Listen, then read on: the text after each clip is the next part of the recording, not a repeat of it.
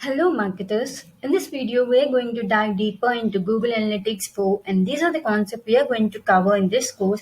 We're going to go through the GFO interface and the new event measurement model and the kind of events we can send and the parameters that can be sent along with the events. As this is completely event-based measurement model, it has the events for the parameters that are associated to those events. So we can get to know the different kind of events and the parameters and also the measurement protocol that is used by GFO to send these hits to Google Analytics server, and the way these hits are sent and the data is collected in the form of events and then analyzed and reported to us.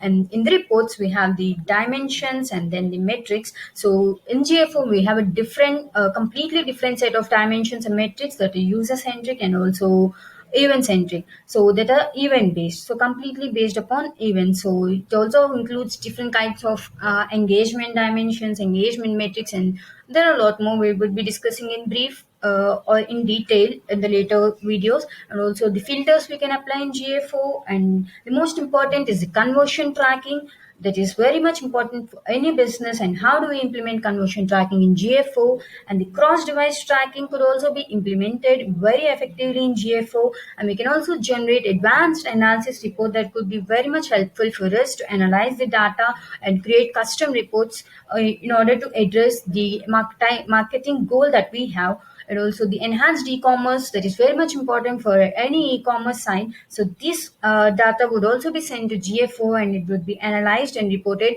for us, and we can understand the product performance and the checkout performance and the user behavior on our e-commerce sites. So right now I'm going to take you through the interface of the latest GFO. So this is the interface of GFO. So here, if you can see, this is very basic, and we would not have any reports until the events are being sent. So GFO has already given us the demo accounts. So these two are the demo accounts, the GFO Google Merchandise Store. This is for the reference for the e-commerce website owners, and this is a general website demo, so that we can understand how the interface is and how the data is collected and analyzed and reported and what are the dimensions and the metrics that are used in our reports. So if you can see, and the entire measurement model is completely changed and it's event centric, so everything in this interface would be based on events. So here we have the real-time view. Here just we are aware in GA3. Here we have all the real-time actions that are performed by the users that are at this point of time on our website. So if you can see, this is a demo account provided by GFO. It's running, and it's a live site. So right now they have 92 users on their website. So, and also we can have the device category and also the number of people or the number of users on using a website through mobile and then through tablet or through desktop, and we can have several other details, and these details are all collected by GFO by using the artificial intelligence that is very much helpful to analyze the predefined or the standard data that is required for any website to be collected and analyzed in order to understand the user behavior and analyze that. So we can also see the users by their source, the source by which they have visited a website. So there are 42 users who have directly visited the website, and to mention the source, it's the channel and through which particular source they have arrived to our website. It may be like, for example, if it's through Google, and if it's through organic, then it will be organic. And if it's through Google, and if they come to our website by clicking on ad, then it is Google CPC, that is paid search. And if it's through Facebook, it mentions as Facebook. So whatever source they come through becomes the source of the user who visited to our website. So the users are categorized based upon the user source. We can analyze this, the number of users coming through to that particular source, and also the audiences.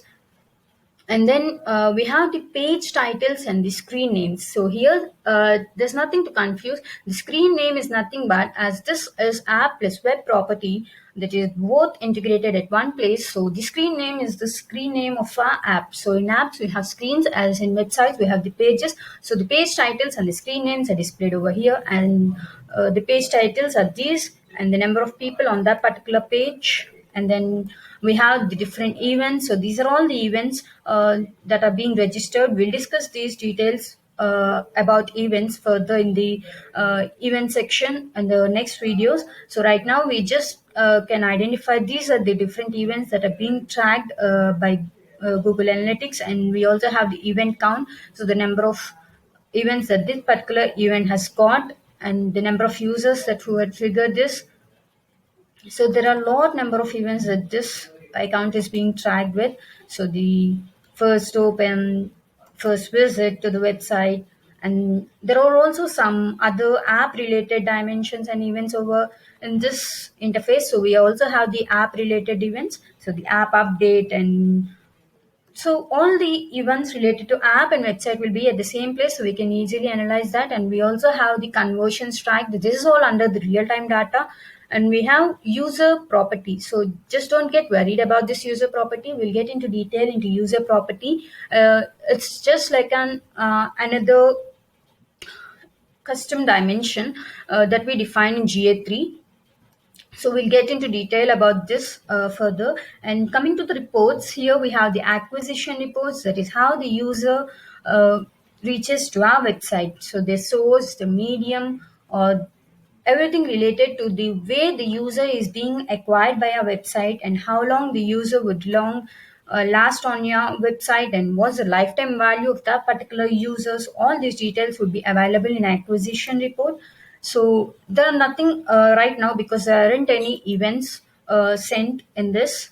So for that, I'll just go into my website that have. So this is one of my e-commerce website. I'm going to use it as a demo to implement all the GFO events and the conversion tracking and everything. The practical implementation will be implemented on this live e-commerce demo site that I'm using for this course. So if you can see here, I've already sent some events, and these are the reports that are being generated. So the acquisition, in the acquisition we have the user and also the traffic based acquisition. That is how the user is acquired to our website, and also we can analyze the traffic from which sources and the sessions that are generated by the particular user, and the number of sessions coming from that particular source.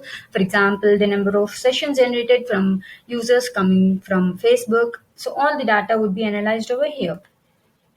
See, if you can see, there are 2 users who have visited my website through Google organic search, and this is from Tag Assistant. That's when I have debugged it. And this data can also be removed by using a technique in GFO, so that the debug data would be used later on when we need, and the data is not integrated with the actual data of our users. So as we are in the development stage, we can debug view. We have an amazing opportunity here to debug events over here. So once we get into the implementation section, I'm just now going you through the interface. So once we get into the implementation, we can then see the debug view. So whatever the users do, when I'm debugging, I'm like a user, and I can identify the events and the conversions that I do on the website, and this could be noted over here. I'll just show this in a while. And right now we are at the interface. We're just going through the interface just to be aware of all the options that we have in GA4, the new updates that the GA4 got.